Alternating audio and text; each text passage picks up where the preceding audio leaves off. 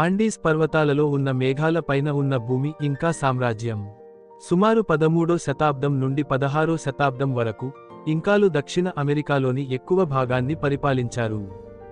వారి నగరాలు రాతితో నిర్మించబడినప్పటికీ శతాబ్దాల భూకంపాలలో కూడా వారు స్థిరంగా నిలిచారు. ఇంకాలు బంగారం దేవతల వరం అని నమ్మేవారు. వారి రాజభవనాలు బంగారంతో కప్పబడి ఉన్నాయి మరియు వారు తమ దేవాలయాలలో బంగారు విగ్రహాలను పూజించారు. కానీ వారు భౌతికవాదులు మాత్రమే కాదు, వారు సైన్స్, వ్యవసాయం మరియు ఇంజనీరింగ్లో తెలివైనవారు.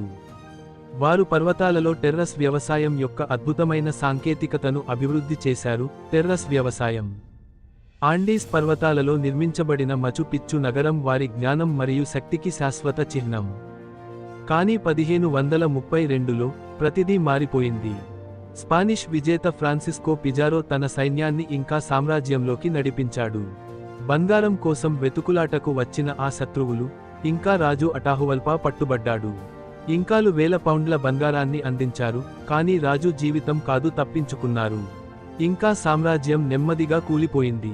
వారి నగరాలు ఖాళీ అయ్యాయి. వారి దేవాలయాలు అడవిలోకి నిశ్శబ్దంగా పడిపోయాయి. కానీ మచు పిచ్చు ఇప్పటికీ పర్వతంపై ఉంది, మానవ శక్తి మరియు ప్రకృతి కలయికకు నిదర్శనం. మరియు ఈ రోజు వరకు ఎవరికీ తెలియదు ఇంకాలు తమ నిజమైన బంగారు నిధిని ఎక్కడ దాచిపెట్టారో. ఇది చరిత్రలో గొప్ప రహస్యాలలో ఒకటి.